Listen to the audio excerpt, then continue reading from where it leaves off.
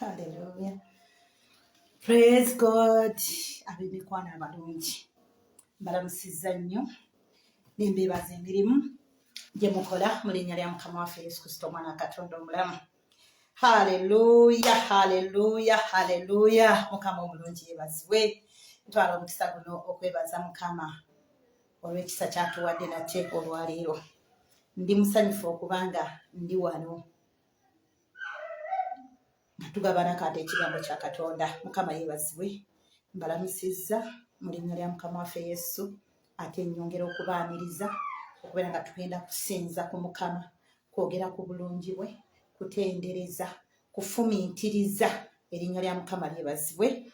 Katonda oyo tetulina kye tuyinza musasula okuggyako okumwebaza, okumugulumiza n'okumutendereza. Mukama yeebazibwe. Kale nno nyongera okubaaniriza mu kaseera kano akaddako ak'okubanga tumusinza ate nga tumugulumiza. Mbeebaza olw'emirimu egy'enjawulo gye mukola, abaavuddeyo edda ku mirimu mukuliko eyo, abakyali ku mirimu Mukama akwongera ekisa, akusobozese n'ebyo ebirabikanga ebitasoboka. Mukama yeebazibwe.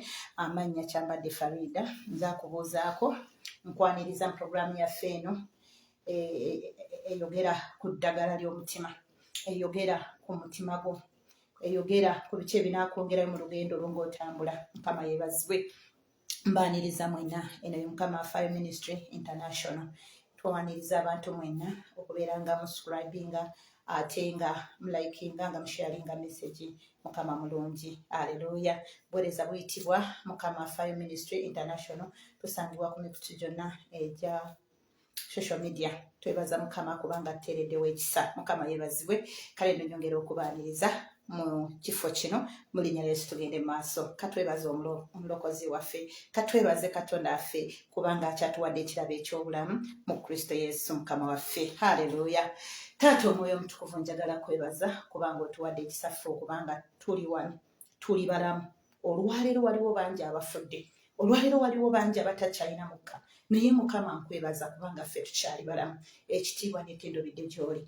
Weebale olw'omukazi oyo, weebale olw'omusajja oyo kubanga omuganyiza abeerewo. Weebale Yesu kubanga ekisa kyo kiri naffe, n'omukono gwo weeguli, n'okusaasira kukubeerera emirembe gyonna. Buli lwe tunajjanga mu maaso go Mukama, onoobanga kyakuddamu gye tuli, abalina emitima egimenyese, emirwadde, abasobeddwa, bikyankalanye, bigaanye. Omukono gw'ogenda kubeeranga wamu naffe ssebo, tusobole okuwangula, tutuuke emitala w'eri mu Kristo Yesu Mukama waffe era omulokozi waffe. Tuddamu ne tugamba nti amiina. Haleluya. Njagala kukulisa lunaku lw'eggulo twabadde n'ekigambo ekyabadde kyogera ku biki by'owuliriza, by'oteekwa okuwulira.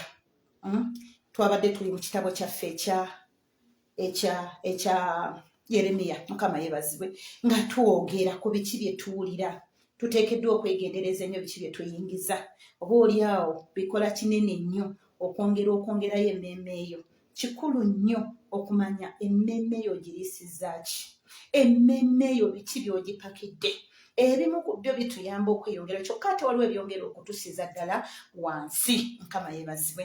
Haleluya. Kale nno njagala tutambule ffenna n'olwaleero nga Mukama bw'atuwadde omukisa, tubeeko ebigambo bye tugabana ng'olunaku lw'eggulo bwe twabadde wano. N'olwaleero bwe tutyo tugenda kubaako ebigambo bye twongera okugabana. Buli lwe tunaashalinga, buli lwe tunaagabananga, tujja kubanga nga tuzimba oli omuntu owawa ow'omunda. Mukama yeebazibwe. Kale nno twebaza Mukama ku lw'ekisa kye. Amannya Kyambadde Farida, ayimiridde wano okuweereza mu linnya lya Mukama waffe Yesu. Haleluya. Ndi mukyala mufumbo ate nga ndi muzadde, ndi mukulembeze buweereza bwa Mukama Fire Ministry. Mukama yeebazibwe. Era abaweereza mwenna mbatumiddeko mu linnya lya Yesu. Kata Bayibuli. Tetugenda kulwangawo. Dakiika ntono nnyo zijja tubalanga nga tugabana ekigambo ekyo. Ffenna kitukole bulungi, ffenna kitwongereyo olw'olugendo lwe tutambula. Mukama yeebazibwe. Olunaku lw'eggulo twabadde mu kitabo kya Yeremiya ne tugamba era we tujja okudda awo wennyini tugenda kuddayo. Mukama yeebazibwe. Mu Yeremiya. Haleluya. Yeremiya essuula 23 tujja kusoma olunyiriri we twakomye eggulo. Mukama yeebazibwe. Twayogedde ku mutima. Olumu Katonda asobola okwogera, Katonda asobola okujja gwe bw'otossaayo mwoyo n'omanya kikyayagala okole, n'omanya kikyakwagaza, n'ozuula nti naye Katonda nga njagaza ki, ayinza okumaliriza okukola byonna by'osuubira nti ebyo singa anaabikola bijja kuleetera omumanya, munange n'otamumanya. Y'ensonga lwaki twayogedde ku kyawandiikibwa ekyasembyeyo tetwakirikudde naye nga twakijje mu kitabo kya Yokaana essuula 2 olunyiriri 23 ng'abantu bakkiriza Yesu olwo nga balabye ebyamagero n'obubonero naye Yesu n'atabeeyabiza, Yesu n'atabeeraga. Kati ekyo kyayongedde okutubikkulira n'okumanya nti Yesu by'oyalowooza nti bw'anaamala obikukolera onootereera oyinza okumala okubifuna n'atakweyabiza. Ye kyayagala ayagala mutima gwo. Buli bwazuula nti tomaliridde kukyusa tagenda kweyabiza newankubadde olina by'okutteko nga